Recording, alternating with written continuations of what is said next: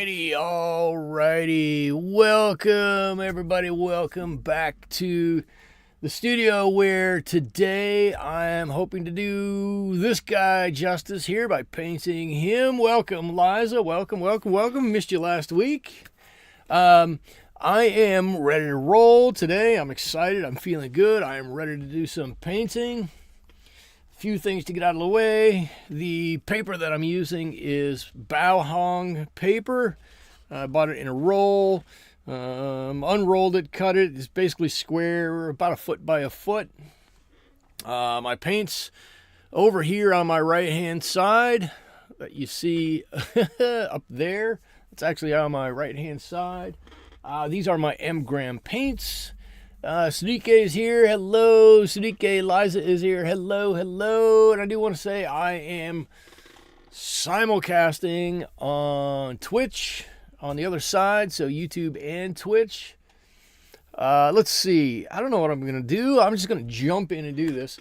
So this guy's got a really bright head. Mallards have that bright iridescent green head. I love that. So we're going to try to do a little justice by that, and that means I get to use some Phthalo Blue and some Phthalo Green. I'm going to use a little Phthalo Blue to color some and not make it all one thing, but Phthalo Green, everybody who knows me knows I love myself some good Phthalo Green.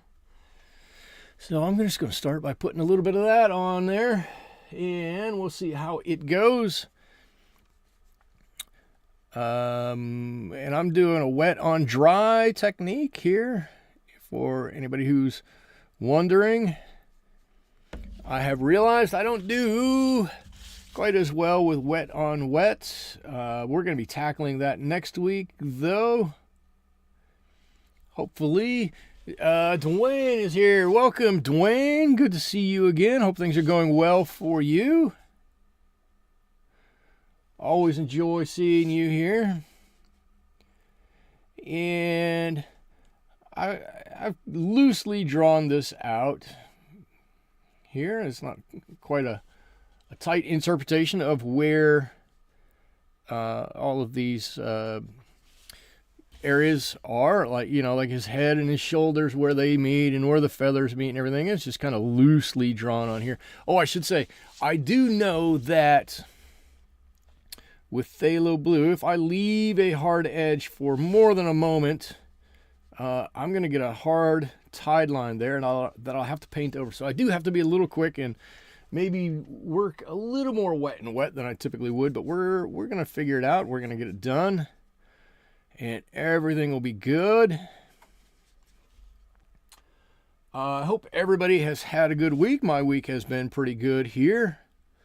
Looking forward to this weekend. I think this weekend is Easter weekend, so I hope everybody's got some nice plans this weekend. Hopefully maybe spending some time with family or getting reacquainted with some old acquaintances or something like that. Something nice to do. I hope everybody has plans for this weekend. I am going to have breakfast in one of the craziest places, and you all can look it up to see that I'm telling you the truth. There's a place here in town. It's called the Madonna Inn, and it was owned, I think it's still owned, by the Madonna family, not the singer from Detroit, just another family that has the last name of Madonna. And they have been longtime residents here. They bought a large amount of property and built a hotel on it, or an inn, I guess we should call it, because it is the Madonna Inn. And Mrs. Madonna was crazy about the color pink, and so you can, and I think if you find the website for the Madonna Inn, you can see the room. You can rent a pink hotel room, and literally everything in the room is pink and a little crazy, a lot crazy. Or you can go and you can eat in the dining room And the dining room is all pink. It's made to look like you're outdoors when you're indoors. What I mean by that is the seating area in the dining room has trees in it, fake trees, but trees nonetheless in there. And so you eat your dinner in amongst these trees. And yes, all of the seats that are in there are pink. The walls are painted pink. The plates in many instances that you get are pink. There's a lot of pink in there. So I'm going to have breakfast with my mother-in-law in the pink room on Easter. It'll be quite nice. So I hope you all can find something interesting like that to do on Easter if you're not hiding eggs or hunting for eggs or some such thing as that. Let's see. There we go. I've got some blue on here. Okay, or blue. Oh my. I can't think of colors right now. I've got some green on here with a little bit of blue mixed in a couple of areas. And you can see I've just started the line here in front of his eye. Let's do this. Let me let you see the reference photo. There it is. So kind of connecting his eye to his beak there, or his bill. I'm sorry, his bill. It's a waterfowl, so it's not a beak, it's a bill. Is kind of a dark patch, so I've just started getting that in, and kind of where there's other dark areas, I put in some other blues, and that's gonna help us with some shading coming up soon. Sunika says, "Holy cow, the Madonna Inn looks like a Barbie doll dream house." It does. It does. Yeah, it does. Oh, it's out of control. It's completely out of control. It's pink from here to here, and yeah, hey, Tom is here. Welcome, Tom. Welcome. We're just talking about the Madonna Inn here in San Luis Obispo, California. My youngest and my wife spent a night there. It was part of a birthday party or birthday gift or whatever. So a lot of my youngest's friends and my wife all got to stay in the pink room one night, and holy cow, it was pink. It was a little out of control, but it was really cool because it's got its own turret, and you can walk up the turret and stand on the top of the hotel and see the hills all around. Kenya, hello, welcome. What will I have to eat there? You always pursue a menu before you eat somewhere. So I'm easy when it comes to breakfast. Give me a Denver omelet or a Western omelet. I'm good to go. That's all I need. And a cup of coffee. Maybe a piece of toast. That's it. I don't want a whole lot more than that for my breakfast. So I'm super easy. But I think they have this gigantic breakfast bar there. So I might have to check that out a little bit. I don't know. But in general, I just go for an omelet of some sort. If I'm feeling crazy, I'll get a waffle.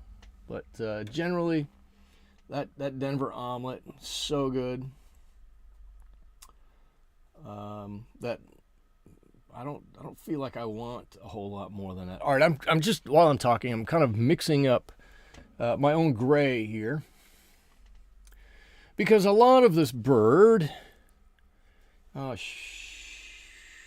make this a little warmer. There we go. A lot of this bird in through here. I'm going to do this really light. A lot of this bird is this warm gray color, right? Or it has an undertone of this warm gray color. Now we might have to put some other colors on top of this to really bring this out. But we've got this wonderful warm gray color as the base for this. Now I should say All I can manage in the morning is yogurt with fresh fruit. Ooh, sometimes that's really good too. I should say, the thing that really sparked this off, and I have a picture of it, but it came out terribly.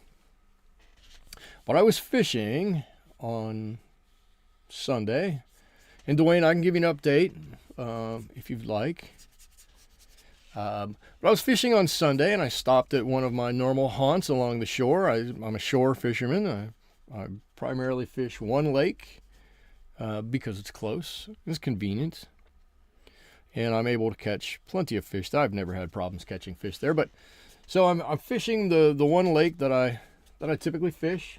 I'm walking along the shore, and I stop and I throw a bait in the water, and I'm looking around because there's a lot to see around there. Eagles, ducks, all kinds of, sometimes pelicans are flying over, hawks, ospreys. I don't even know what all the names of them are. Plus, we have all kinds of other stuff too. Turtles, snakes. I haven't seen any tarantulas there. I would love to see some tarantulas there, but I haven't seen any tarantulas. Anyways, and I'm getting off track a little bit. I'm there, and I'm standing by the water's edge, and I turn and I look, and about 10 feet away from me is a mallard duck just kind of hanging out. Oh, you know what? I didn't mean to do this. I've got this area that needs to not be covered. That guy's just kind of standing there on the shoreline, kind of hidden in some vegetation, just hanging out. And I don't want to really disturb him. I mean, I did take a picture of him, but I didn't want to, bother him too much. But he just kind of sat there, like, didn't move for 10 minutes or so, and then when I got ready to pick up and move to a different spot, he kind of looked at me and I looked at him, and he took 2 steps and off he went, flying somewhere else. And I was like, well, that was kind of a cool interaction. So this is my painting for him. Let's see. A great breakfast wit. Okay. With vanilla yogurt is to add mandarin oranges and pineapple, add walnuts or pecans, and flake coconut. Wow, that does get to be a meal there, adding all that stuff into it. Let's see. Liza, I would actually get nausea when I had to make breakfast for my kids. I'm not a morning person. Oh, no, that's terrible. I mean, that's too bad. I mean, but I'm assuming everything worked out for you in the long run. Okay, I'm gonna put some cold yellow on his bill here, and this will be the base color for us. But we are going to come back and we'll put on some warmer yellows on top of this. But I want to get this this base color on. And I like starting with a cold yellow. And we can put it on light if we want. We can put it on as dark as we want.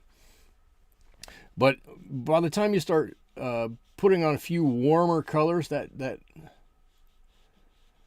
cold yellow really pops as a highlight through there. And when you look at a lot of yellows, unless you're looking at a yellow painted car or something like that, lots of yellows have many different shades of yellow in them. Just like this guy, he's got lots of different shades of yellow in his bill here. So we're going to help him out by adding a few of these different shades onto him here, and we'll end up making him look really nice. We'll do a good job at making him look good. By the end of the night, he'll probably want to use this as like his Hollywood headshot here. What color yellow? So this is my cold yellow. This is Hansa Yellow. Very similar to Azo Yellow. Whoop, here you go. So you can see here, full bleed up here. Even at full bleed, it's pretty cold. It's a pretty cold yellow color. And then we'll go into Gamboge and Azo Orange. Again, I'm having trouble speaking. But these are the yellow or yellowish colors that I typically use. Right there. I love Gamboge. I do. I think Gamboge is one of the nicest yellows. It is quite a warm yellow, but it's so nice. But I love using it. And then we got a little color here. I'm just going to start with a little bit of. I'm just going to do that. A little bit of to let me know I need to put something there. A little bit of Paynes Gray, and I need to find something because I've got good.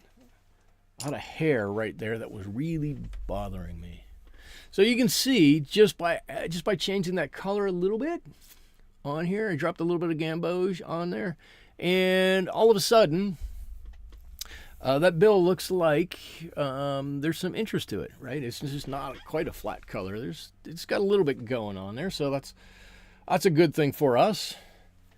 Let's see, Liza, you love Gamboge. Let's see, Liza, thank you. I only have a Hansa medium. Well, that's okay. What color is? Let's see. Michael, what colors must you have on any palette? The colors you're going to use? Okay. Let me ask a bounce back question, right? How many colors do I get to choose from? Right? Do I have a palette of 3? Do I have a palette of 6? Do I have a palette of 12, 18, 24? What's the stipulation here? Because that would drastically affect the colors that I choose. Will drastically affect the colors that I choose. All right, and I'm going to come back in here. This is still a little wet, but I will work back on his head this way. I think we can do this. I'm just going to put in another layer of Phthalo Green here. I just want to start building up a little bit of depth. Maybe I'll still put in a little bit of Phthalo Blue in here too. This gets pretty dark in here as it comes down into his neck down here where his other feathers are at. It's pretty dark there, so we can work in a little bit of that Azo Blue. A Phthalo Blue. Woo! God, I thought I was having a good day until I had to start speaking. now I'm not having quite as good of a day. I think up here, let me grab some of this yellow. I'm going to drop some of this yellow in up here.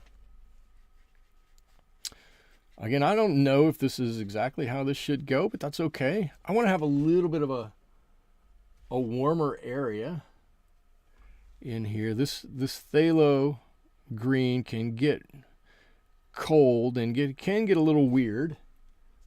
The Phthalo Blue also can get a little cold and a little weird. But that yellow in there will help keep it a little bit warmer and give it a little bit more interest. Right? Liza, you got some numbers for me? How many do I have to choose from? Let's see. I can't answer that for myself. I would answer no matter what the palette size is. I always have Ultramarine Blue on it. It's just the paint I can't live without. Okay, so a paint I can't live without. I don't know. I don't know if there is a paint I can't live without.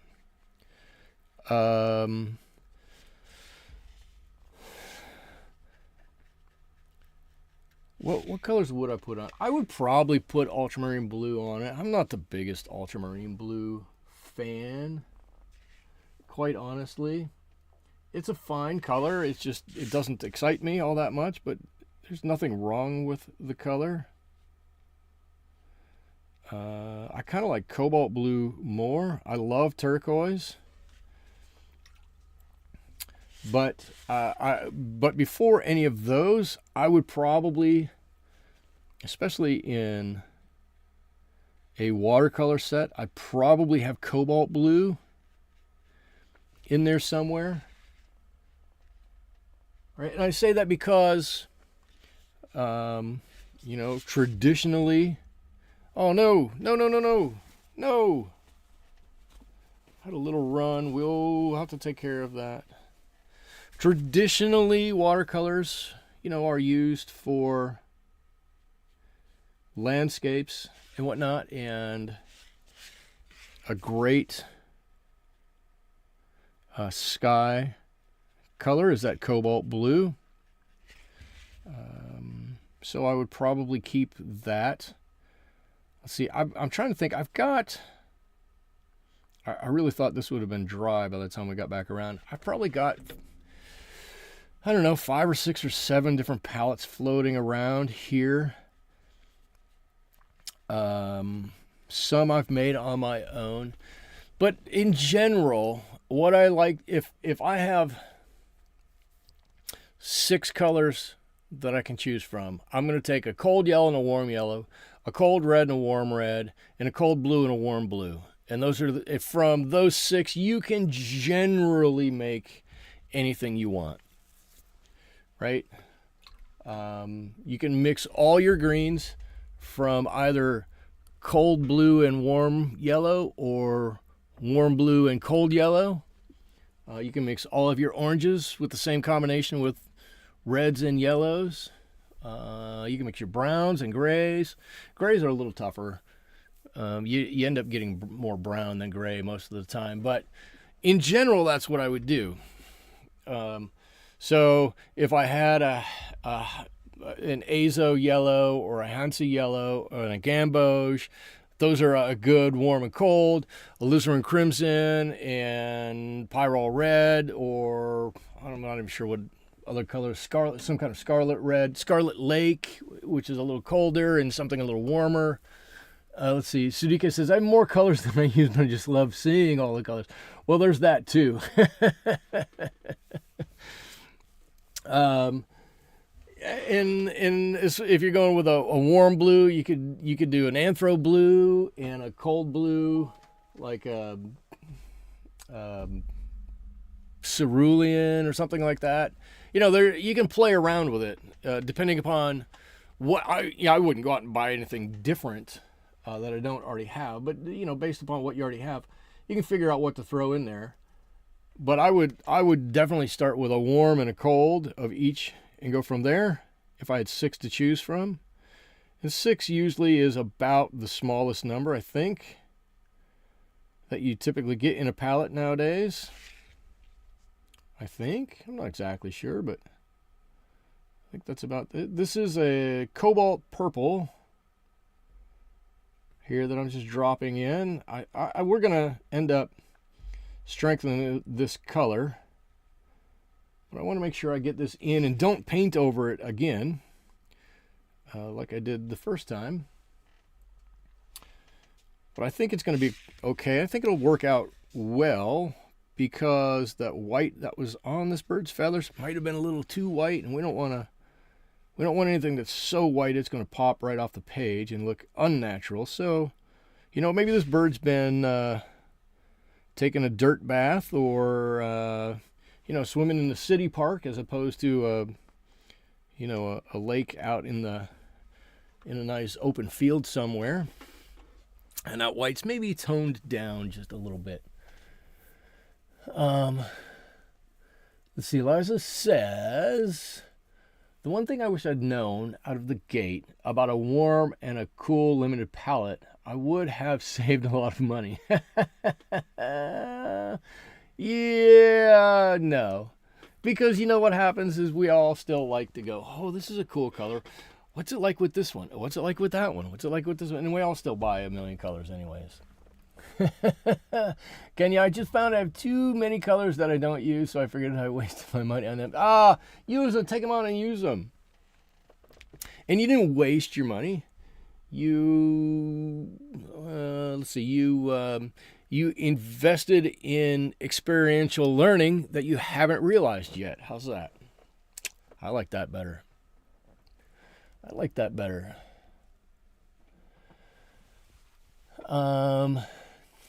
Liza, like what? Like what color? Liza, what colors do you figure you haven't gained all experimental learning from?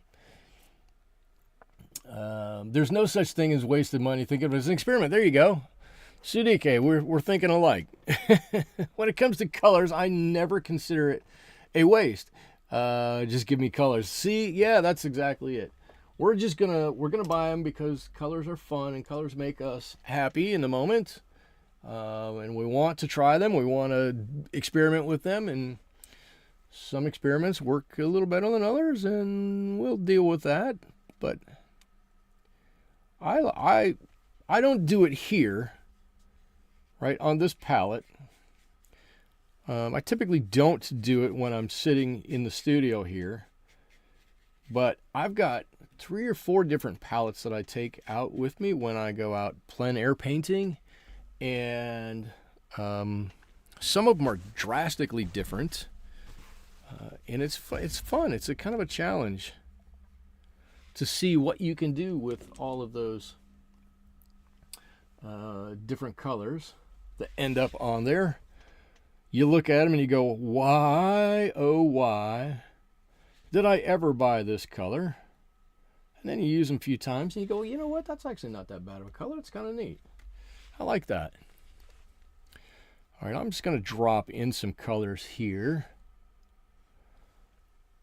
I want to get some feathers just generally in here. It's wet and these are going to run a little bit, and I'm okay with, or I'm going to try to be okay with that. I just want to block in some shapes.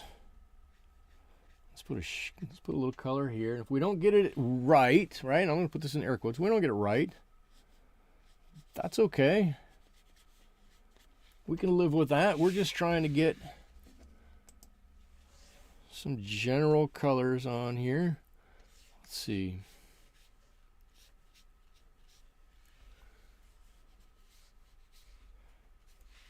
All right, these feathers kind of come and go here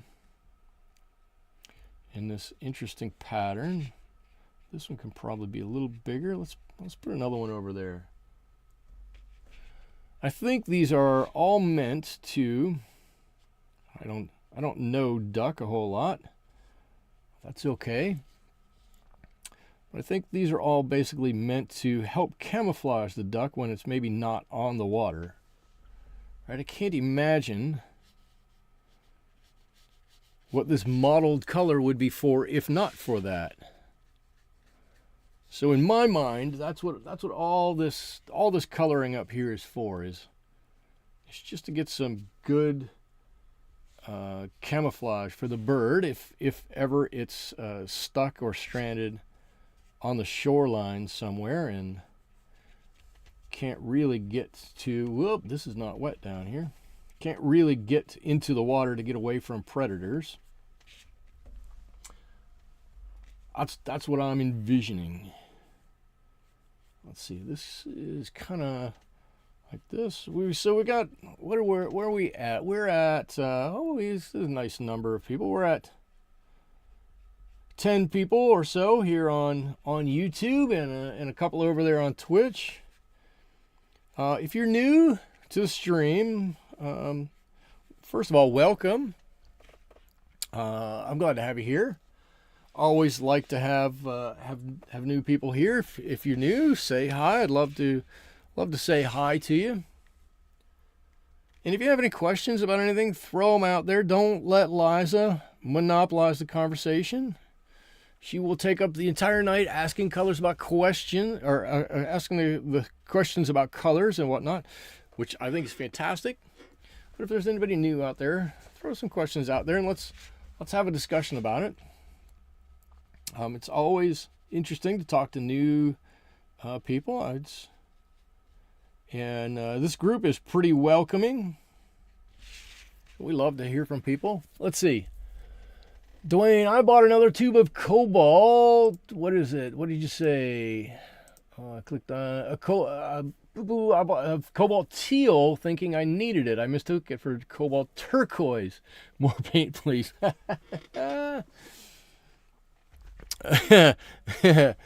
Cobalt Turquoise well, Cobalt Teal is a very nice color too. Dwayne, we all make happy accidents. I just received a palette of The Art of Soil. These are all natural pigments from different types of soils. It's been interesting and completely different from anything I've used. Interesting. Sudika says, Dwayne, I bought Cobalt Teal. Don't use it much, but it seems nice to have when I need it. There you go.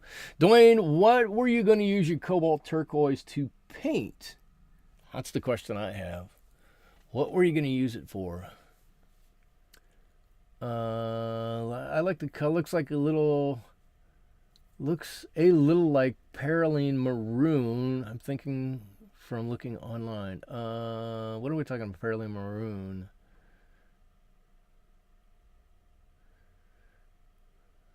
I don't see. That's obviously not. I missed something. That's obviously not the turquoise one. Dwayne says, Sudika, I like it. Most of my palettes are Altoid tins. There you go. One Cobalt Teal pan has no home. Oh, no. Welcome to Recovery for Art Supply Addicts group. Yeah, don't make me get my art supplies out. I've got too many. I've got a lot. I use Altoid tins for your gouache. Nice. I like that. Susie, I used to make grapes once. It's just sitting there. Once. One grape. Okay, let's see. Am I dry enough to do some more? Okay, I'm going to come back up here. Now that I've screwed it up, I'm going to come up to his bill. Actually, this will be fine. I'm going to come up to his bill here. Hello, Bill. And I'm going to add a little bit more color here. I'm going to look to see what it looks like. I'm going to add a little bit more color, and we're going to make this really nice. Let's see, this kind of goes all the way down. The fact that there's this little bit of green in here, that's fine. We're just going to kind of gloss over that. We're just going to gloss over that. I should say, I say that a lot. I should say, I have to say, I'm going to change it up a little bit. I have to say, I was in a workshop this afternoon, and I don't normally do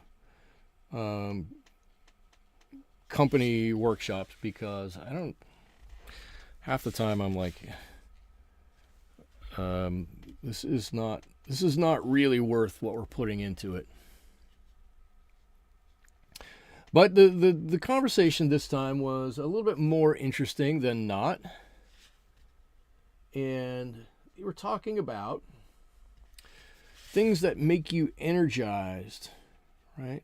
What things sap your energy and what things energize you, and how you focus on those things that give you energy instead of take energy for you. So the question we had to share with the group was, what things or what thing in your life can you rely on that gives you energy? And I don't think it's, well, I was going to say, I don't think it's any kind of surprise. I know it's not really a surprise for anybody at my work that I paint. Anybody who's ever walked into my office will see about 60 paintings on my office wall. So I'm certain none of that would be a surprise. So I offered up the solution that this Wednesday evening stream is always something I take as something that gives me energy, because it does.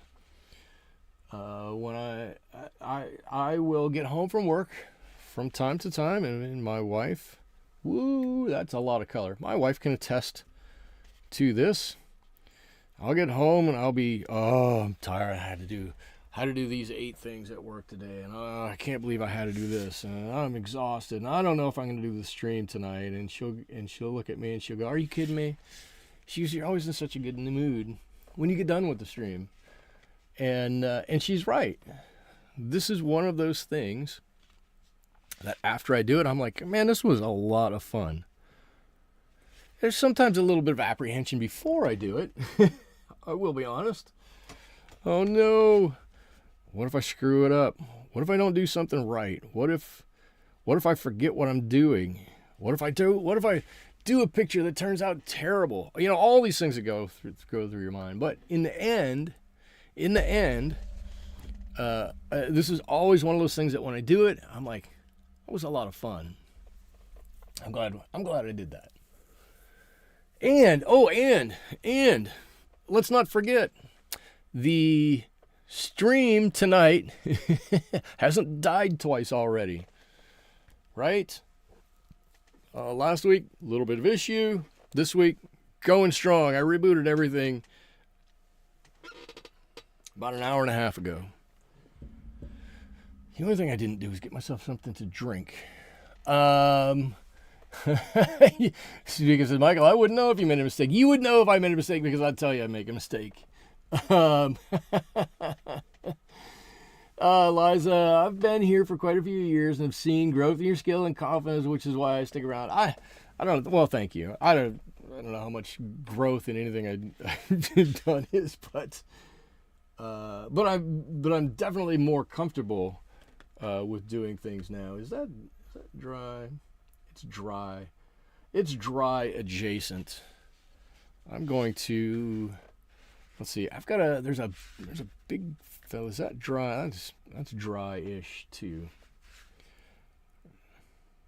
I'm going to do a little bit of negative feather painting right there.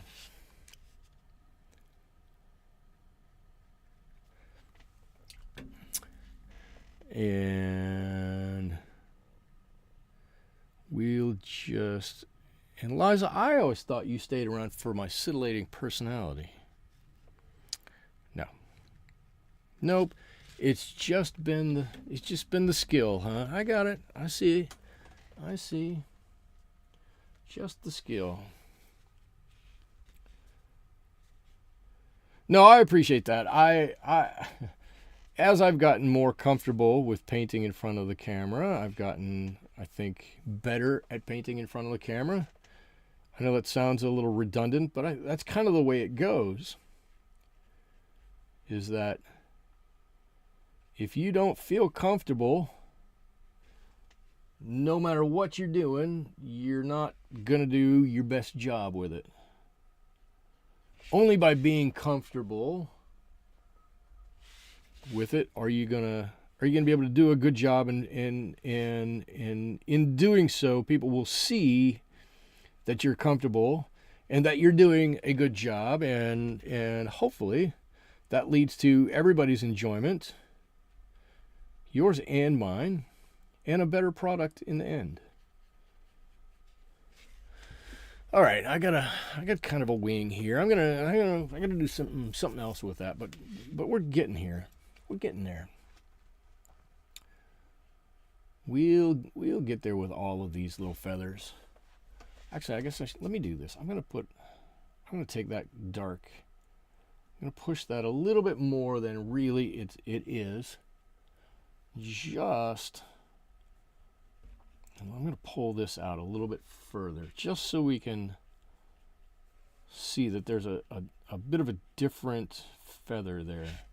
Yeah, it's a little different color. That's okay. We're going to add some more of the sepia up here a little bit, so we'll see a little bit more of that. But let's see. Whoa, we got a few things going on here. I've just been raided over on Twitch. Hello, goodly folks of Twitch. Hello, I'm sorry. I just looked up and holy cow, I've got 4,000 messages up there. So thank you. Who's there? Moho, Ho Ho, Wandering Toad, Troubles Carrot, Thread Knot. Oh my God, look at all you guys. Thank you. Spicy Jaw. Everybody over there, thank you. Thanks for joining me. If you have any questions, I'm broadcasting on Twitch and on YouTube, but there's no interconnectivity between the both, so I'm kind of doing individual chat on each. So Threadnought says Mallard drakes, I think you meant ducks, during mating season are so iconic and prettier than the hens. Yeah, the males are more striking anyways, that's for sure. I mean, I don't want to say prettier. That would probably make somebody feel bad. I don't want to do that. But they're definitely striking. They stand out for sure. Let's see what's dry here. What can I get into here? So I've just added a little bit of. Everybody has seen me do this, or everybody over on YouTube, or probably everybody over on YouTube has seen me do this. I added just a little bit of olive green to my phthalo, and I'm going to start to really contour this duck's head now, right? I'm gonna try to get in some really good blocks of color here, and as long as I'm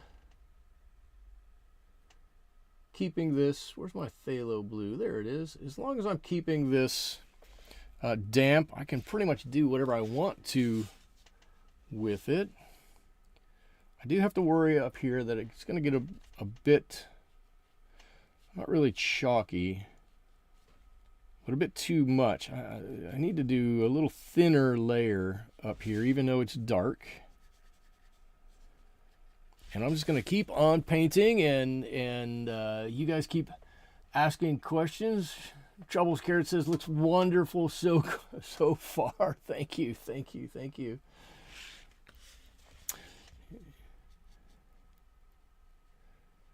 I'm going to leave a little bit of a light area right around this guy's eye, right? We're going to make the eye nice and dark. Leave a little light spot right around that, and that's going to help that to stand out a little bit. And we're going to have to come back and do a little bit over there. I think this is not quite. Is that dry enough? I can just barely touch that. I think it is, without getting another run in there. Perfect. Anybody over on Twitch, please, if you got questions about anything, throw them out there. I love answering questions. I'll just read it out loud. Twitch is maybe a little bit more technical than I care to be while I'm painting, and so my integration between the two, or maybe not Twitch, but hooking everything up. Eliza, you've never seen an eye that I haven't made come alive. Yeah, I'm sure you have. I am positive. I've no doubt there were many that I've painted that were poor in comparison to the real thing. So Threadnought says, is turquoise a color? I've never heard of it. Or did you misspell turquoise? Turquoise is a color. Turquoise is one of my favorite colors of blue. I've got it on my palette here. Turquoise, this is what it looks like. This is a lovely blue color. Let me see if I got a... Let me get this to a state where I'm not going to have any tide lines. And then I'll grab a sheet of paper, and we can all take a look at some turquoise. Love turquoise. It's a fantastic color. What do I have down here? Yeah, painting of a lighthouse. I can use the back of this. Let me just slide Mr. Duck over there. All right, here's my turquoise.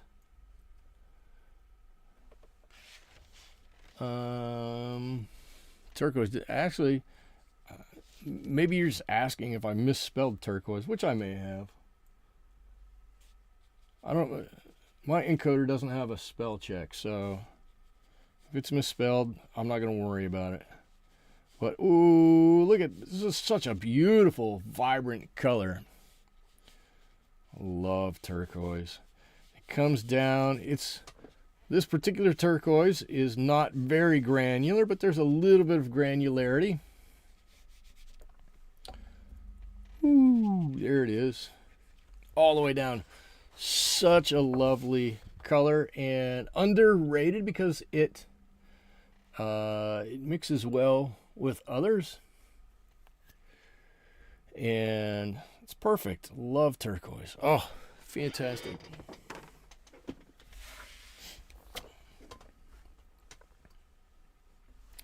All right, let me get back to my duck head here. Let's see. He's got more blue in the back here.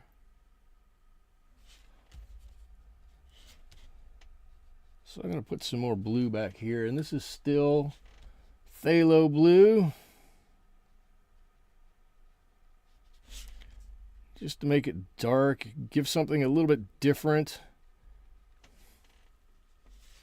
This is just another layer on here, and then up into some of this lovely Phthalo Green, and they're also right around the top of his head.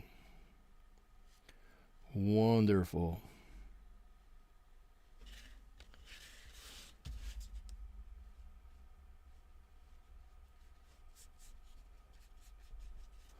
There we go. Let's just blend that in. So it's a misspelling. Thread nuts is so it's a misspelling. Okay, fine. I'm not really concerned about misspellings. Everybody can deal with it. Like I said, I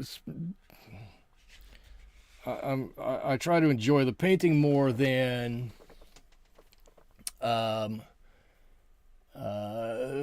anything else. If it's misspelled, I'm sorry about that, but I'm not really concerned. All right, there's this head. We've got this nice lighter area in here. We're still gonna have to bring up some of this dark right from his eye. Looks like we got to go over top of that eye and back into this lighter area a little bit, but I'm gonna let that sit for a moment and dry. And we're gonna work on, I don't know, some of the feathers down here. Kenya asks over on YouTube, Dwayne says, love that color. Kenya asks, what's your favorite blue for mixing? My favorite blue for mixing. So you're gonna kill me for this. Just like my favorite green to mix with is a Phthalo Green. I actually think my favorite blue to mix with is Phthalo Blue. They are both they're both such wonderful colors, and I think a lot of people stay away from them because they're so powerful. But once you understand how to mix those colors, the whole world opens up, and they're lovely, lovely colors.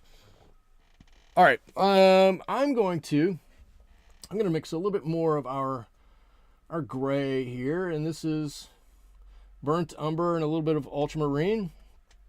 I'm mixing this a little bit more on the warmer side than on the colder side, and it doesn't. Well, I'm over here. It doesn't show it over here so much, but under his chest here, I'm gonna put in a little bit of darker down below and let it come up a little bit.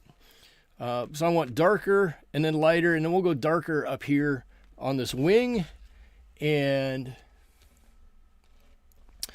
we'll go from there. Let's see, I've got a number of different waters. That's too cold. I need this to warm up a little bit.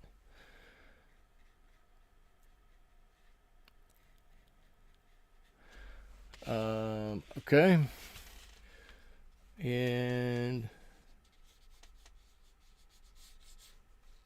there we go. A little bit warmer, and this is going to be a nice long bleed all the way up to this wing's edge, or to this I guess this color's on the leading edge of the wing there. So There we go. And it doesn't do a whole lot, right? Granted, in the broad scheme of things, this isn't a big monumental change to this picture. But what it is going to do is it's going to give a little bit of fullness to the body of this bird, right? It's going to give a little bit of oomph to the bottom of it. Let's see. Threadnought said, I have a habit of misspelling soul as S-O-U-L as sold, S-O-U-L-D. It happens. All right, yeah, cool. Though when it comes to colors, I am that guy who will die on the hill of insisting that fuchsia is not pink. Well, fuchsia is not pink. Well, I don't worry so much about the name. If you want to be honest about a Threadnought, the name is just a name. I'm with you. Fuchsia is slightly different than pink, but I think all of the colors are just names. All of the colors that you're calling a name is just a name, and none of that is all that important. What's more important is that if you're using a cold yellow, you want a cold yellow, you can go to any manufacturer and find PY97 and find out that PY97 is a cold yellow, because it's going to be very close to whatever this is. You want to, what do I have here? Permanent alizarin crimson, right? Everybody's permanent alizarin crimson is going to be slightly different, but it's going to be pigment red 264. Everybody's is pigment red 264. So the pigment numbers are much more important than the names. That's a me thing. Okay, let's see. What do we want to do now? That head is wet. We're gonna do a couple of the feathers down here. So let's do some of the feathers down here. Right, we can have this a little gray if we want to. Very light, very light. And I'm gonna do a little bit of negative painting here.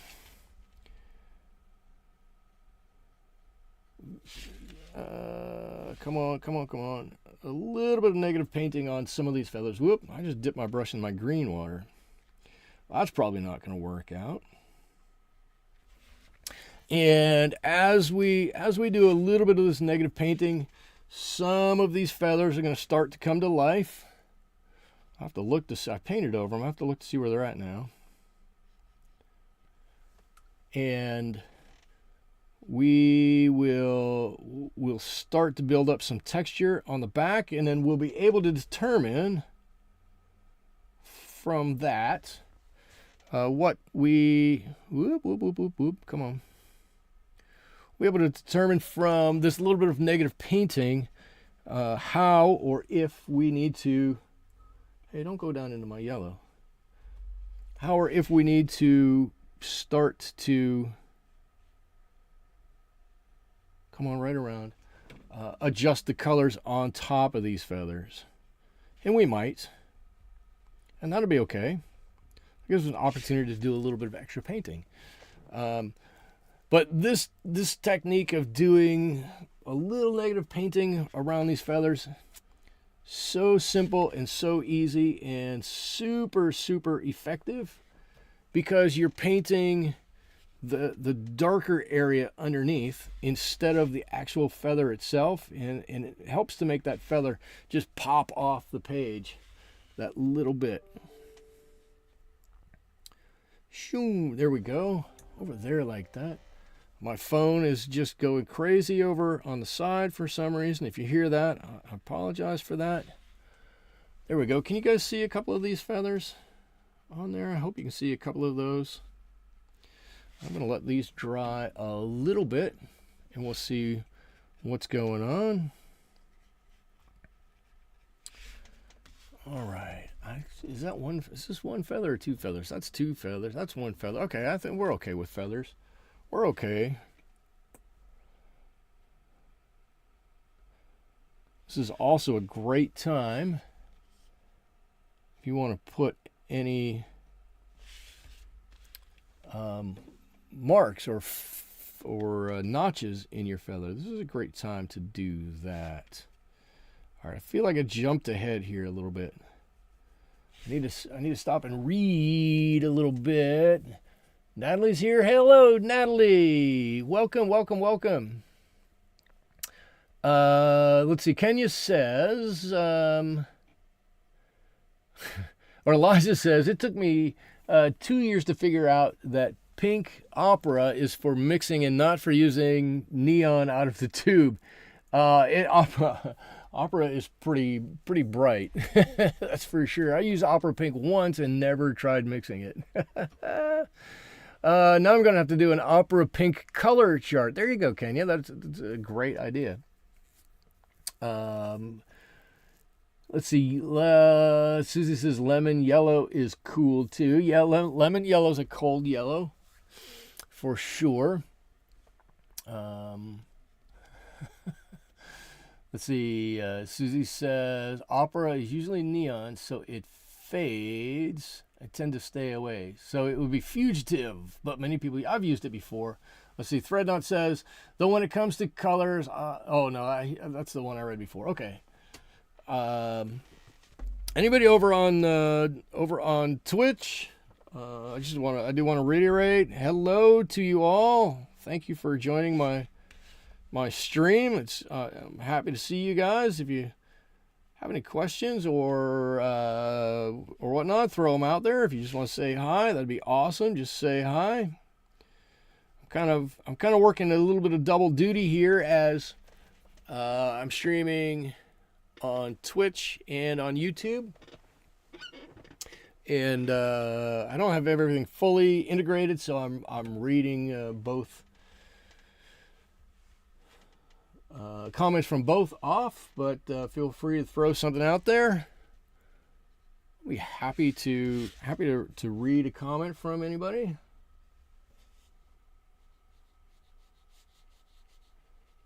I feel like I blasted Threadnought a little bit there. I apologize for that. I kind of don't want to get called out for my spelling. I don't really worry about it that much. All right, I'm adding another layer onto this guy's beak here. This layer will probably help some of it really pop out, or at least that's the hope, that some of this is going to help this to pop out a little bit. And whoop. I'm going to flip this around. And I should say, anybody who's watching who has not seen me before, I turn my page a lot. I do. I'm not a classically taught artist. I just figured all this stuff out on my own. And when I was teaching myself how to paint, I always found it easier to turn the page rather than to turn my hand and paint in all these different directions and do whatnot. So it's kind of something I've never really gotten away from. So if it's a little much for you, I apologize, but it's something that's part of me. I can't not do it. I kind of have to do it, or I have a really hard time. Let's see. Threadnought says no, I'm fine, just sleepy. All good, and I apologize. I don't want to be that. I don't want to be that person. Let's see. Susie says, I use Permanent Rose, PV19, in place of Opera. Once again, I bought a tube of paint that isn't serving me as well as I would have liked. What is? I have Quiacridone Rose. Yours is Permanent Rose. Oh, yours must be Permanent Quiacridone Rose, because I have Quiacridone Rose here, and it's a PV19, so I'm thinking PV19 has to be an unnatural pigment, which would make it a Quiacridone. Like I said, English is only my first language. I don't use it that often. All right, so I'm going to start here. It looks to me as though my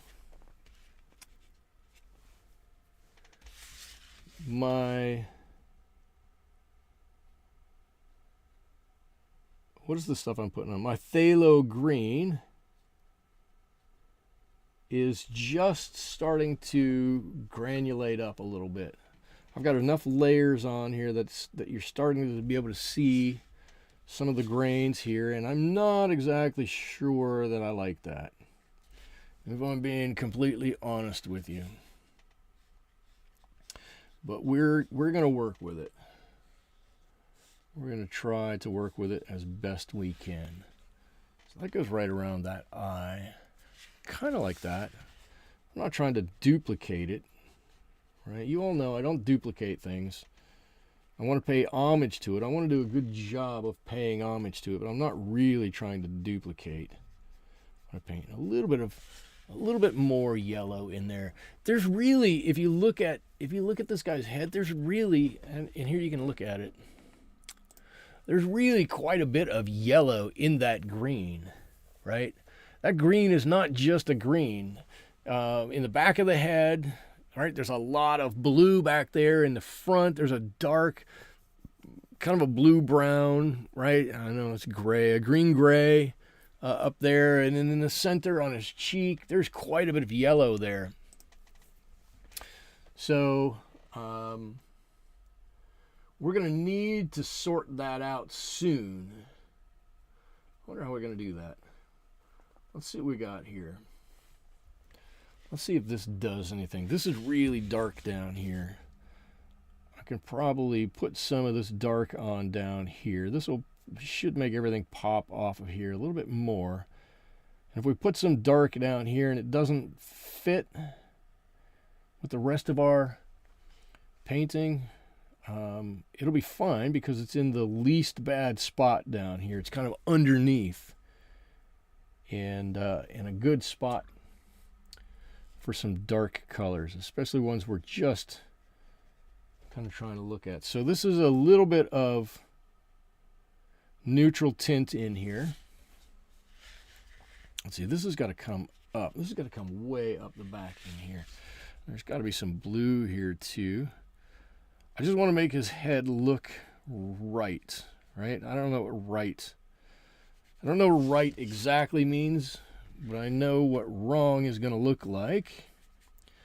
Whoa, wrong one. All right, that's not a bad color. A little bit of neutral, a little bit of sepia. Throw a little bit of that blue in there, and let's get back to our green. We've got a lovely mess of a color in here. I like it. I do like it. This is probably a little thicker than it needs to be.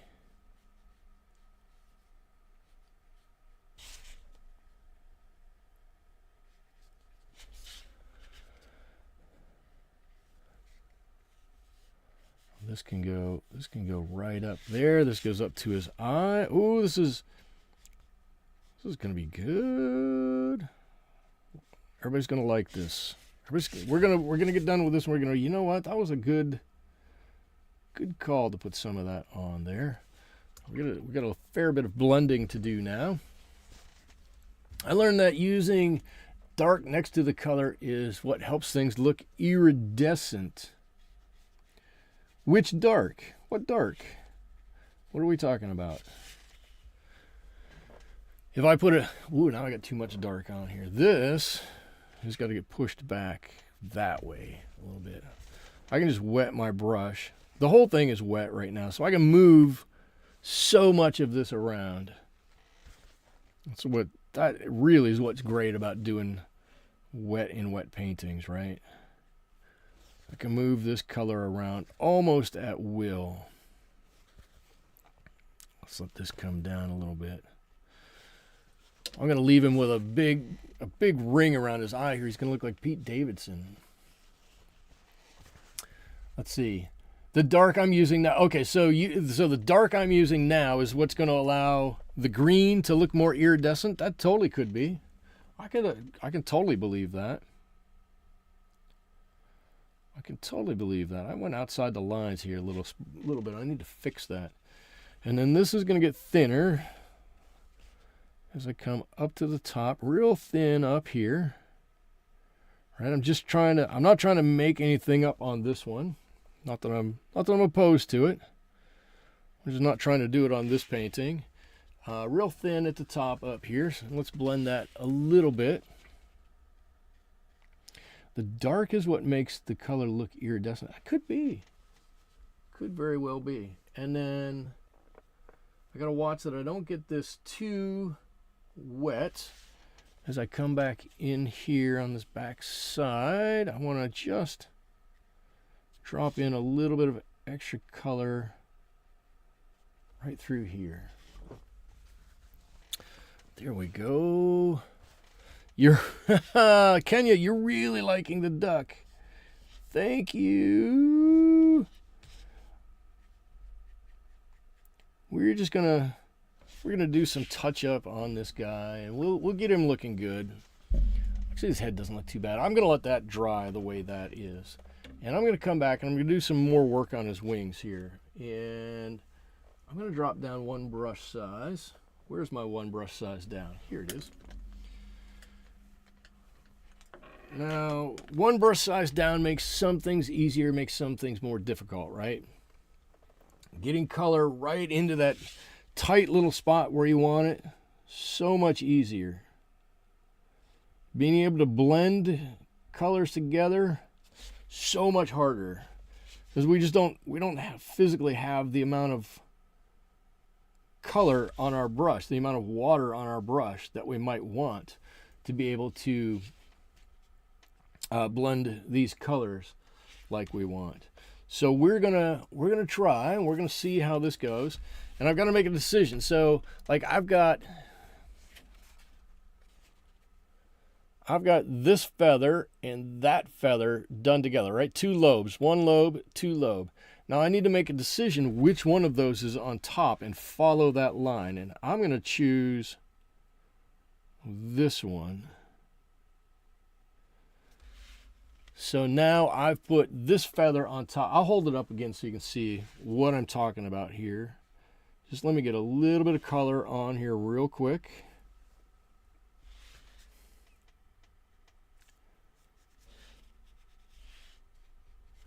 Okay, here we go. So this was one hump and a hump just a second ago.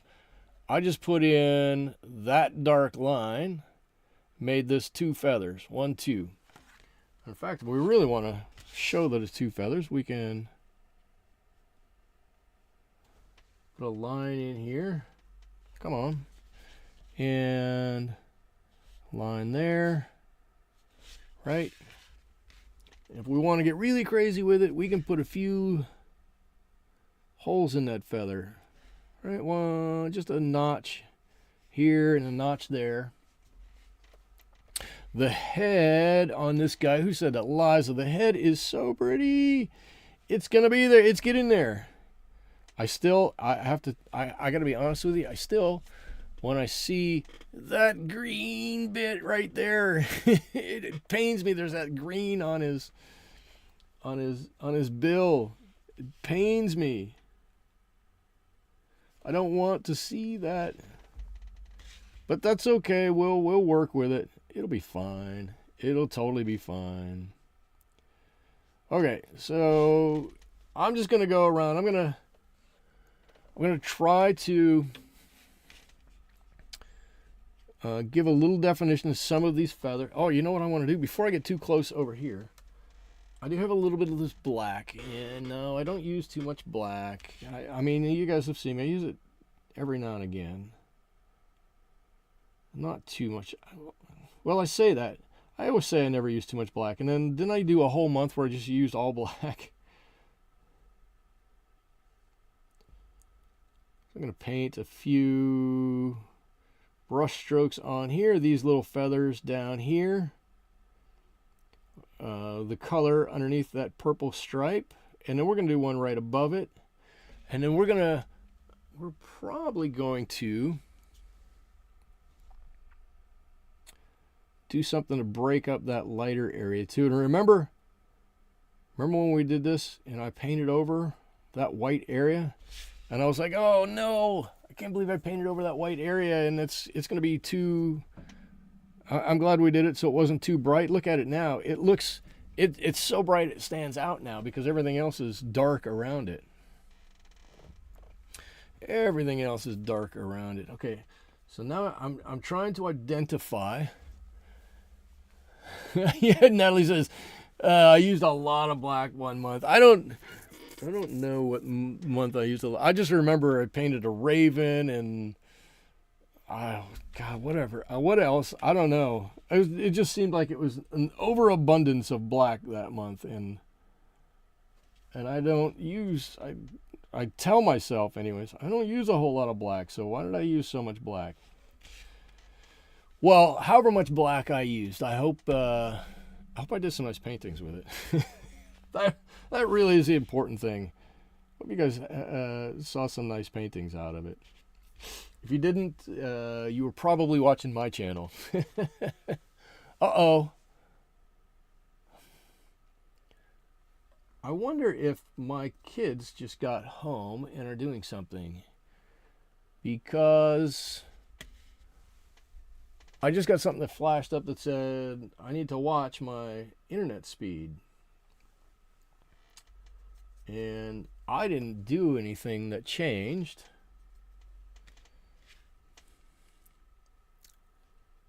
So I'm wondering if the kids are home from school and playing games or something and killing my speed. It looks to me like I'm still broadcasting, but am I still broadcasting? Am I still looking okay? I mean, not me. Is the image still looking okay? I hope.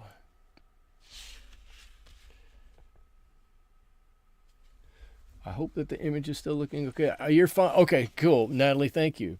So far, so good on your end. I'll take it, and we'll run with it. And hopefully it doesn't get any worse. Hopefully it clears up. Last week it seemed to clear up on its own. Kenny says yes. Good, thank you.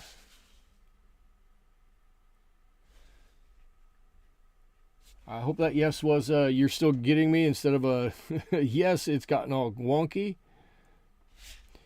But if one person is seeing me fine, I think everybody should. Okay. Okay. What do we need to do? What am I? So this down here is more brown, and this is a warmer brown down here, and I'm gonna paint this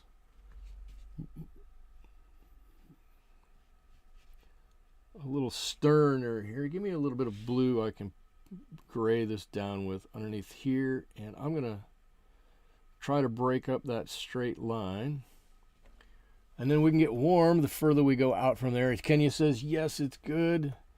I'm glad to hear that. And this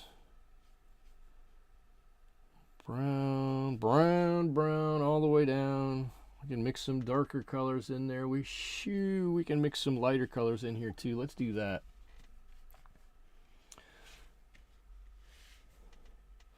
Ducks these days, you know, they dress in many different colors.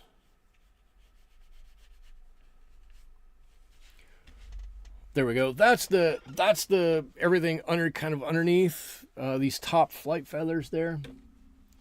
We kind of have to do something similar up here too, because right now it's looking a bit odd here. So we've got to get some color in up here. I think this will make it make much more sense when this comes in with some darker color, and let's gray this down just a little bit. It's not really gray, but if I put this blue on there, I'm hoping that it's going to put this shoulder, this wing, in front. That's my hope. There's only one way to know for sure, and that's to put some color on here and figure it out. Kind of. It's fine. I look up here. I look up on my screen, and it's always different than what I see with my eyes looking at the page. I'm sure part of that is the color of the monitor, but I would swear even the saturation and the intensity of it sometimes of the colors sometimes seems a bit different. Anyways, there he is. It looks a little better now. You can see that's his chest sticking out like that, right? He's really. You see granulation on the feathers down here, a couple up here. Oh yeah, a little bit. Look at that. Yeah, there's a little bit. There's a lot more on his head up there. Look at that. That Phthalo Green is not all that granular, but when you layer up 2, 3, 4 layers on top of each other, it starts to become a bit more granular. And I think that is what has happened there. We don't really have a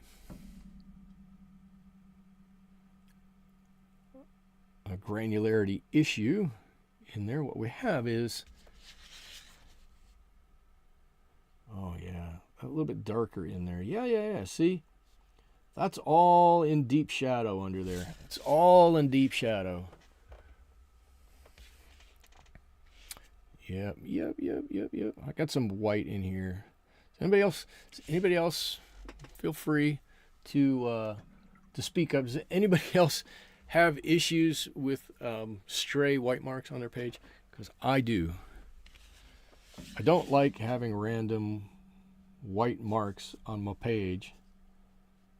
Some people are like, no, that's a natural highlight where those two color sections come together. And I'm like, no, that's not a natural highlight. That's a white section that I didn't paint.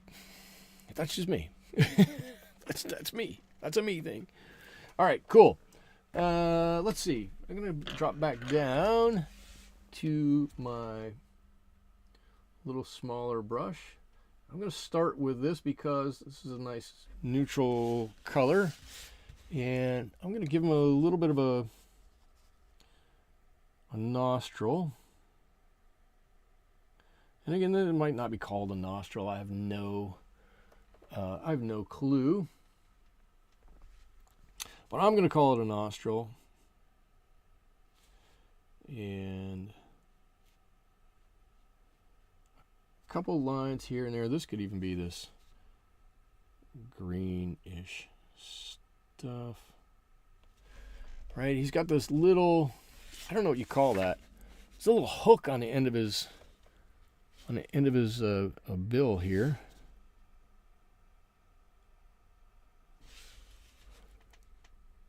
Does that look right? It doesn't. I don't think that quite looks right, but I'm kind of stuck with it. Liza says, let's talk about black sometimes. So many names like lamp black and ivory black. I mean, what's the difference? Okay, cool. So I have on here, let's talk about it. I have ivory black. Well, that's got blue in it. Where'd my blue? That's it. Because this black is a warm black. Oh, I guess maybe you should do it so you can see it. If you look at this black, let me see how much I can pull it down here. It's a black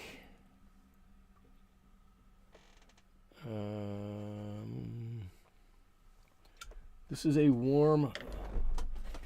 If I hold it up here and tip it a little bit, so you don't get it so much. Well, actually, you do get a little bit down here. But if I turn it the right way, and the light hits this black, you will see brown flakes in it. Right? This is a warmer black. There are a lot of blacks that are like a cold, cold black, and they're almost a blue black.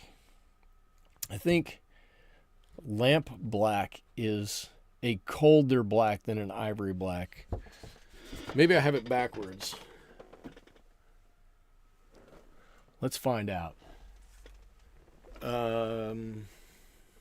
Let's find out. If you give me a second.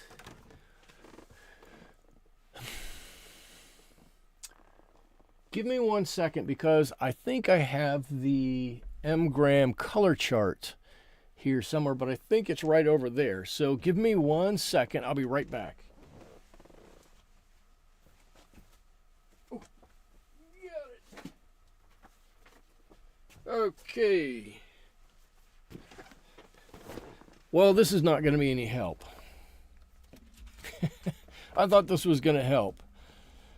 But you can see slight differences there.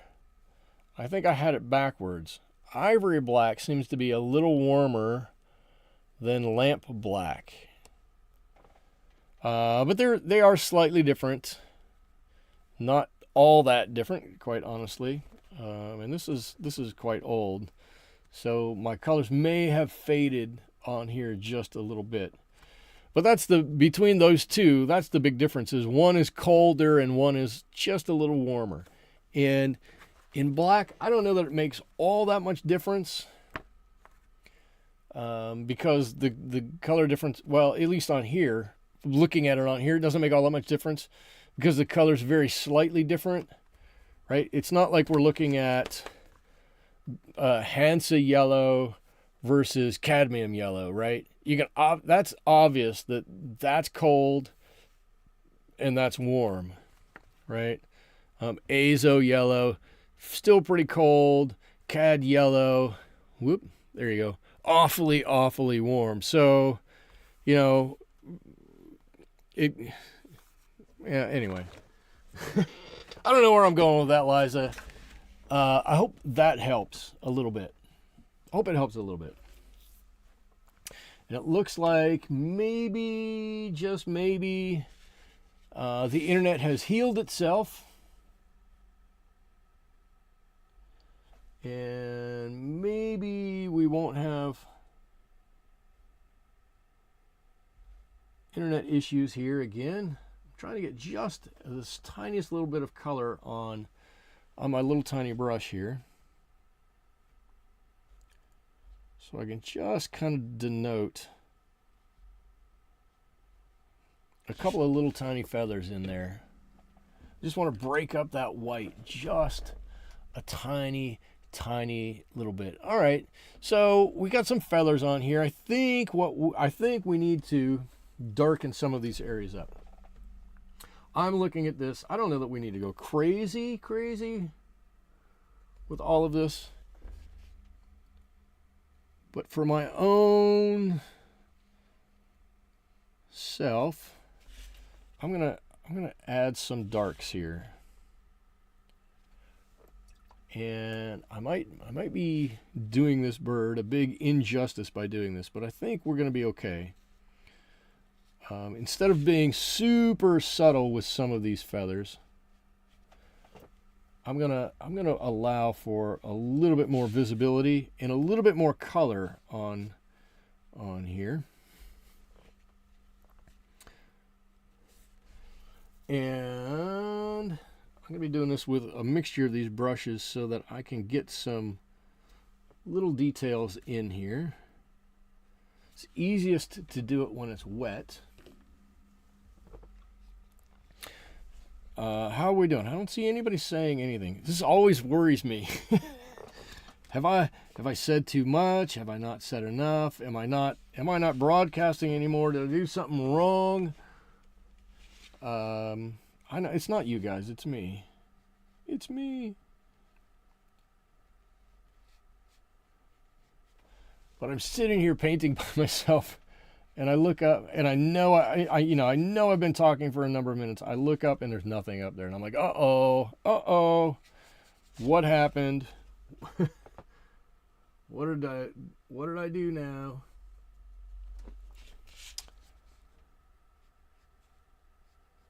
So I want to add a little color over here. This will help.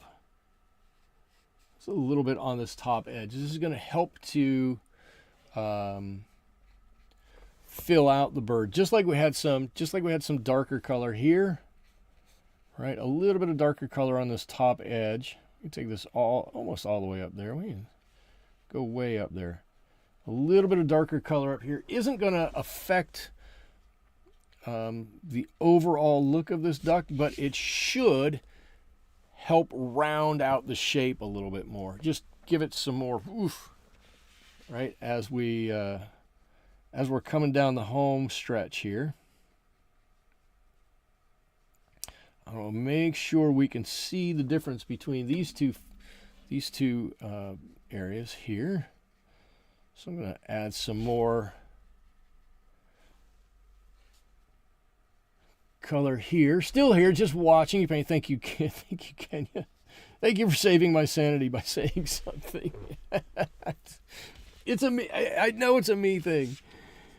It's definitely a me thing, but I will be honest with you. Sometimes I'm painting it's because I've done it before, right? And you guys have probably seen me do it. Liza, I'm sure you've been around here a long time. You've seen me do it.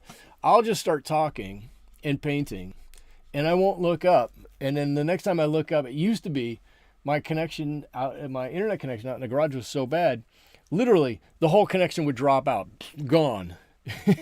and I'll just keep talking, and I'll look up and I'll go, the the connection is done. I wonder how long that's been like that. I have no idea. So it's all me. I get it. All right, I'm gonna be brave,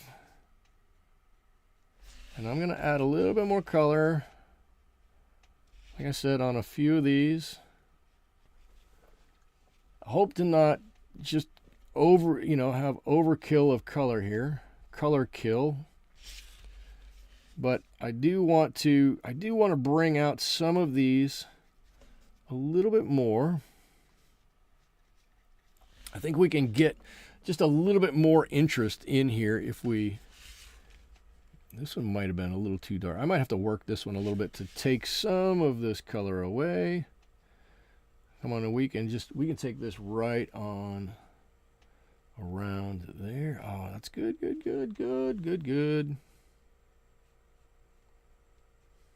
Yes, see.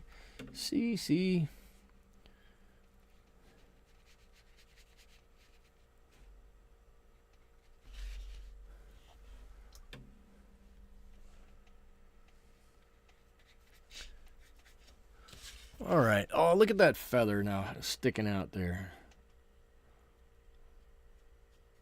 Like it wants us to see it. It wants us to go, hey, it's a feather right there. Check it out.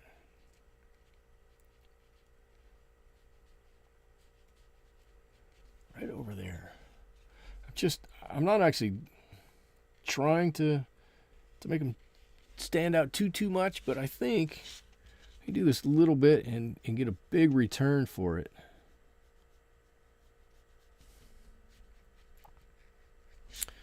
Yes. Oh, look at those feathers. Oh, the feathers are popping off the page now. I have CPR AED training certification tomorrow morning, but I'm holding on here until the eyes paint. Oh, okay. All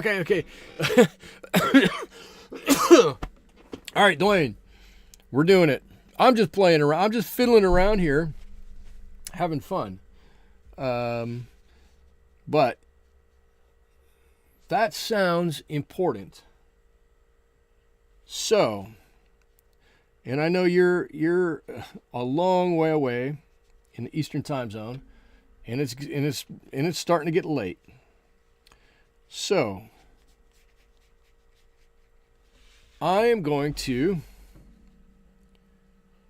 as soon as I make this feather look decent in some way, shape, or form. Oh, there we go. Oh, all of a sudden, I see I didn't put too much on there, but the feathers all of a sudden are just going pa-chwang and popping off of there. So let me do this. Let's start with some Paynes Gray on his eye.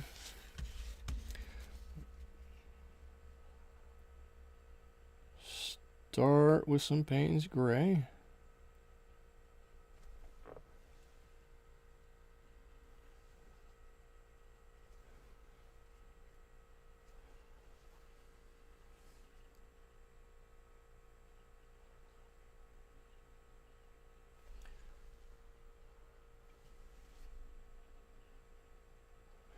Come on, give me some of this Cobalt Blue here.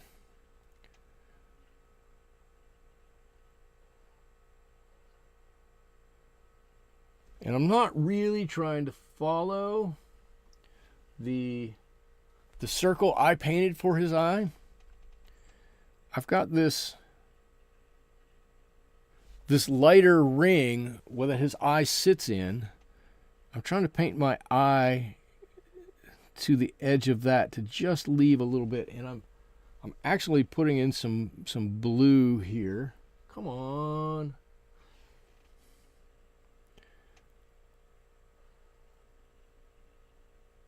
This is going to be like a Frank Sinatra duck. He's going to be old Blue Eyes himself here. All right, and now I do need to let that, no, I'm not rushing, enjoy your minute. Dwayne, I appreciate that, but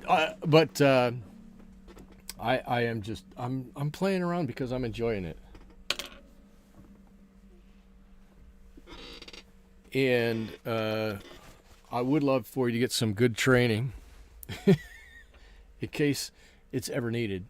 So I know you wouldn't rush me. I get it, but I'll rush me along. All right, I'm going to take a little bit of permanent alizarin crimson here, and a little bit of phthalo blue. Yeah, actually, too much phthalo blue, but that's okay. And we're going to make a nice strong purple. This makes a beautiful strong purple. And I'm going to redo some parts of this. Actually, I wish I hadn't mixed it quite that much. There's going to be a little bit of blue in here in some areas. And there's going to be some more purple in here in some areas. And you know what? Let's leave a little bit of red in here in some areas. I'm doing this just to have some interest in here, right? We don't have to have all of our paint pre-mixed and everything be perfect.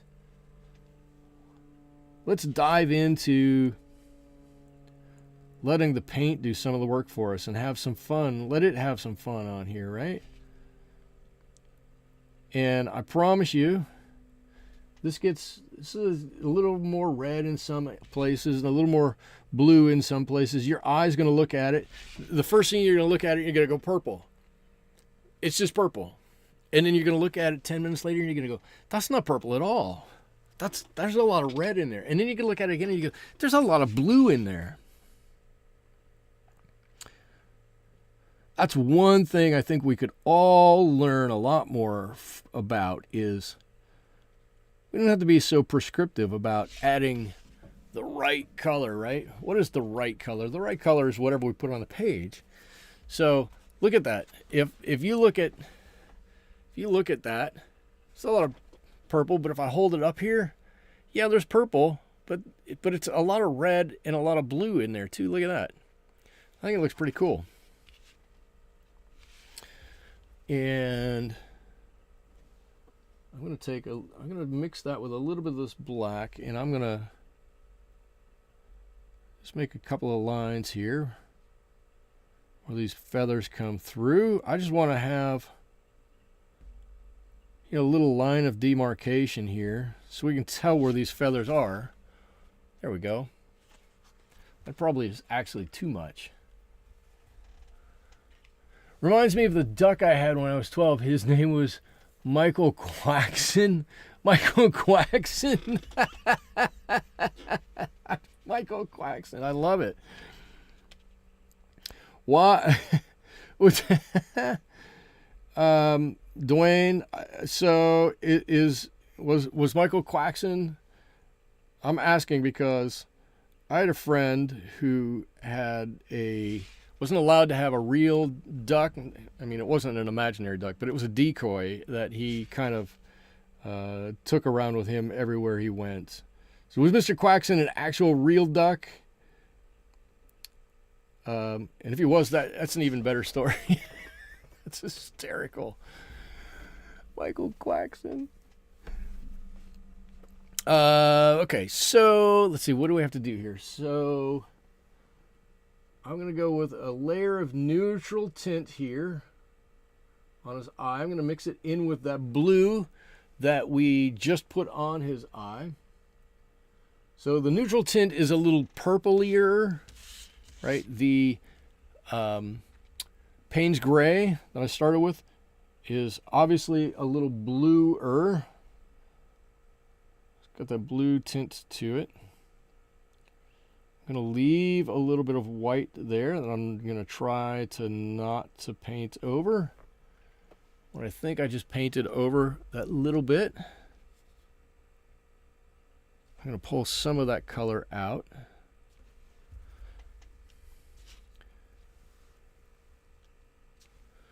All right, that'll be fine. There we go. It's got a good start on his eye. While we're waiting for that, I'm going to take a little bit of this brown, a little bit of this orangey yellow color, and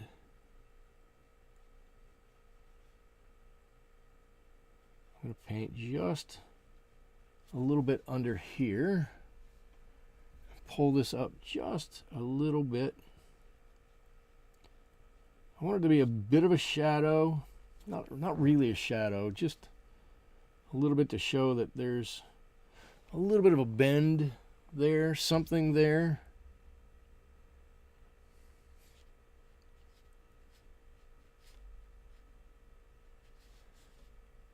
There's something there.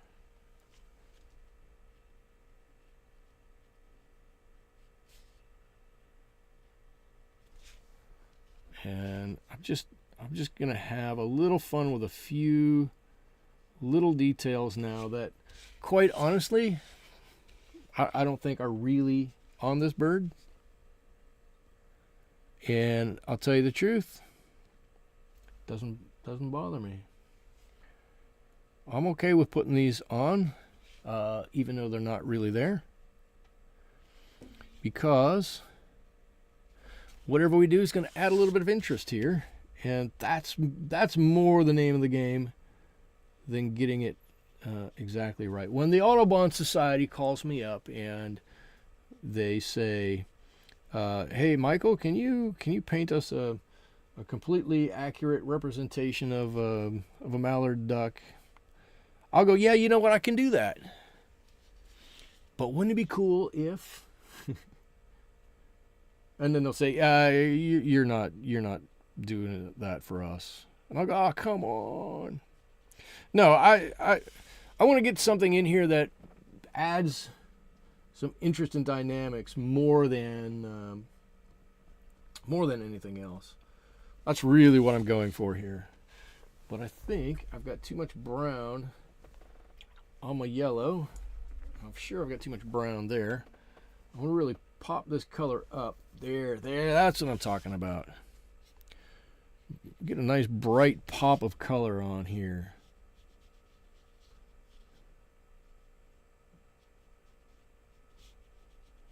That's better. That's better. Now look at that. That's what I'm talking about. Now he's got a nice pop of color on here, and you look at his his bill, and you go, whoa, all right. Now we're getting somewhere. Look at that. Hold it up so you can see. Look, there's so much extra. There's so much more on there now. And I've got a little run that I don't want to have. There you go. It's got so much more to it. If you hold it back, oh, there's a lot more to it. How do you nail that? Liza says, Michael, I love the eye, and it's not even done. It's not even close. We got at least one more layer. I'm gonna mix for my last layer. I'm gonna take a little bit of a sepia and a little bit of that color we have in a puddle here. And because I know I have a little bit of blue underneath here, and I'm not gonna go over all of it, but on the bottom part of this, I want to put. It's a small area. It should be pretty dry. On the bottom half of this, I want to put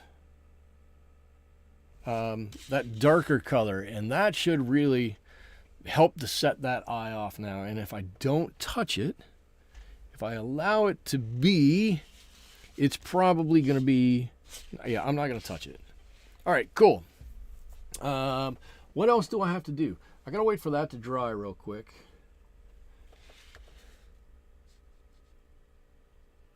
I can put some flocking, or it's not flocking, but I can put some details on a couple of these feathers through here. Just a couple of lines so that you know that they're feathers. I mean, you know they're feathers, but you don't know they're feathers. Does that make sense? You know, but you don't know. You don't know what you don't know. Ooh, warmer. A little color in here. I want to make this little darker here. I just have a feeling a little bit darker is going to be a little bit better. Just a touch more color.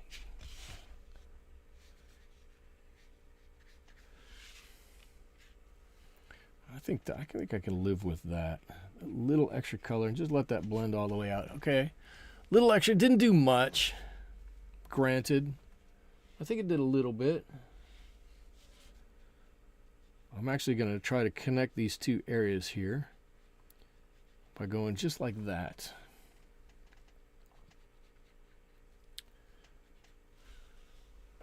There, now this one has a general transition underneath. It's not quite so stark. Just a general transition underneath there. If there's anything that needs maybe a little bit of texture on it, you can try.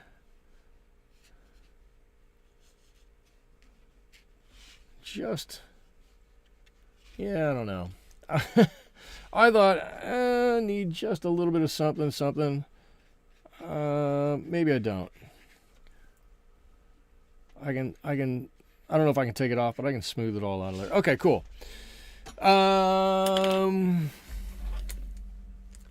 going to take this and I'm not going to CDK, I'm not going to touch it, in quotes. Yeah. Famous last words. I'm not going to touch this. I'm just going to touch it. It'll be fine. What could possibly go wrong? Looks like my gouache here is separated a little bit. I'm sure it'll be fine. I'm sure it'll be fine. And I'm going to strengthen up our eye, the highlight on our eye here. That little bit. Give him a little extra dot here. Come on, give me.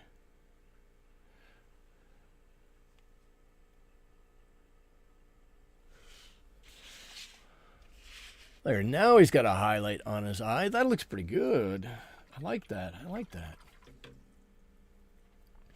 And you know what? Because I'm feeling a little crazy, just because I'm feeling a little crazy, I think I'm going to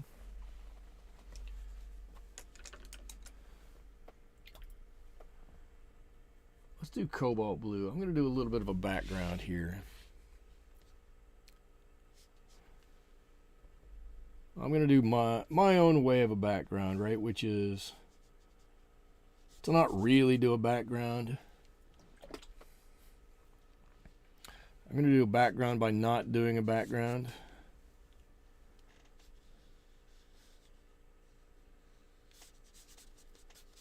All right, that's going to come out like that. Something like that.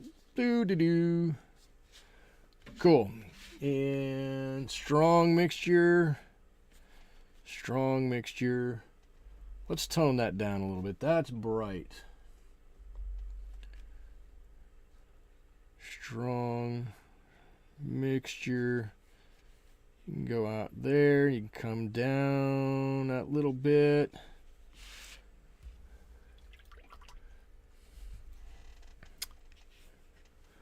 Let's see, I've got super clean water over there.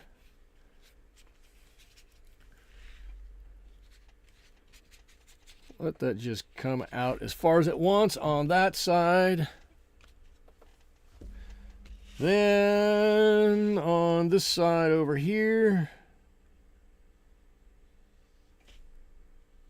we'll do a little of the same thing. We'll give it that nice, cool kind of backgroundy thing without doing a real backgroundy kind of a thing.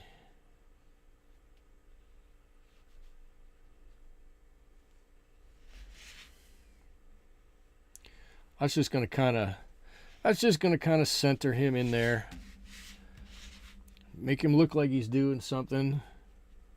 He's looking real smart there. And that blue against that orange of his beak looks fantastic.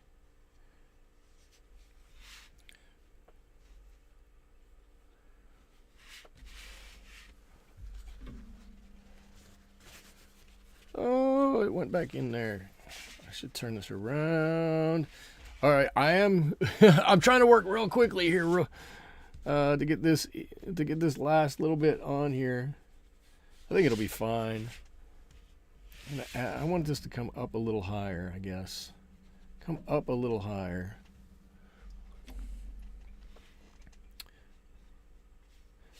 And then it can flow up that way all at once. All right, that's cool. I can mostly live with that. Mostly.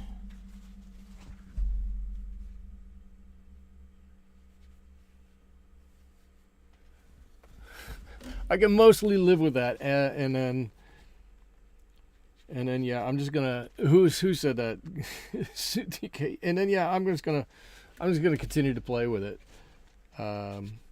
There. Okay, done.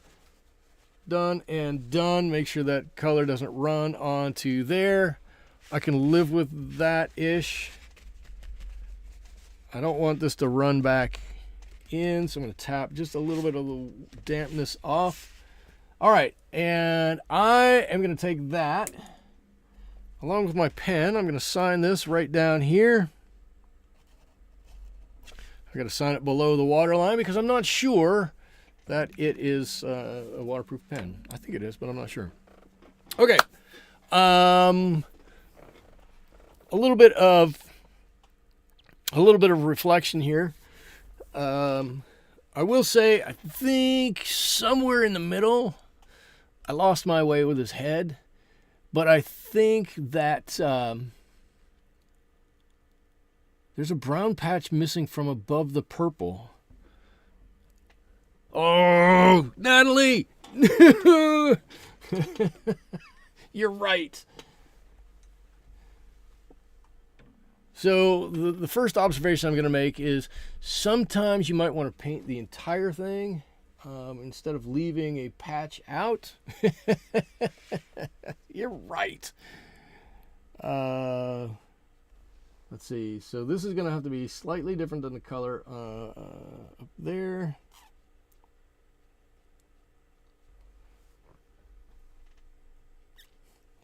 We can fix it.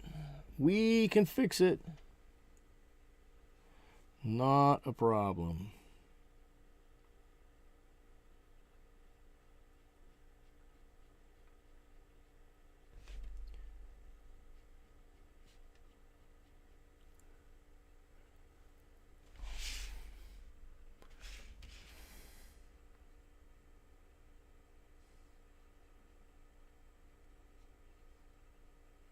There.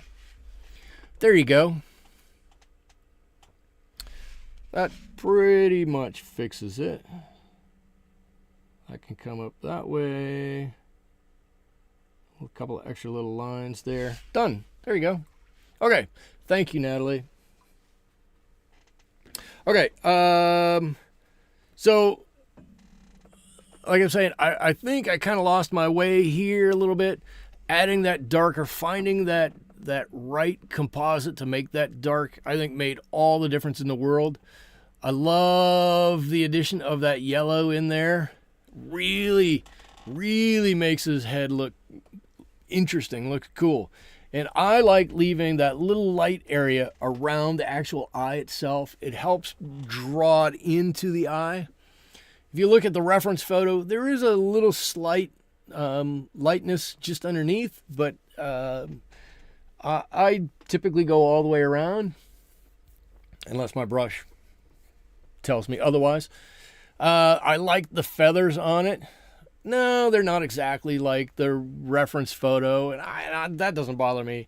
What you want to have on here are some feathers and some texture to give your viewer something to see, right? There's really nothing here. There's really nothing here. There's really nothing. There's a color change here, but there's really nothing there.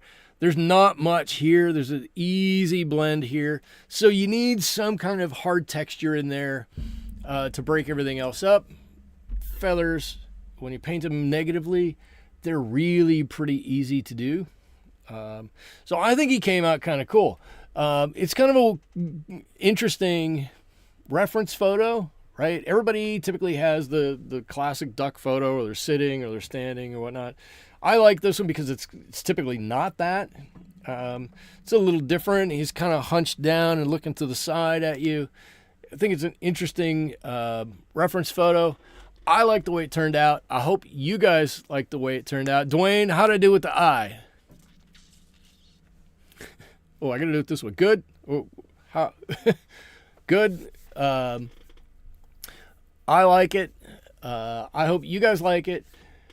I hope you all have a great rest of your evening. I hope you all have a great rest of your week. He's cool. Nice job. Thank you, Natalie.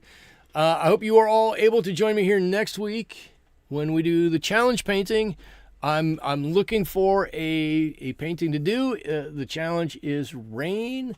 I'm hoping to do a rainy street scene, and it's going to be done mostly. I'm going to try, fingers crossed, knock on wood at the same time. I'm going to try to do a lot of wet in wet for that. So if you want to join me to learn a little wet in wet, or if you would just like to have a good laugh as I struggle with some real wet in wet stuff, join me next week and we'll do that. Until then, thank you on YouTube for joining me. Thank you on Twitch for joining me. I had a great time this evening. I hope you have, like I said, great rest of your evening, and hope you're able to join me back here in the studio again next Wednesday at 7 o'clock. Until then, thank you so much. Bye-bye. I got to figure out which way I'm looking.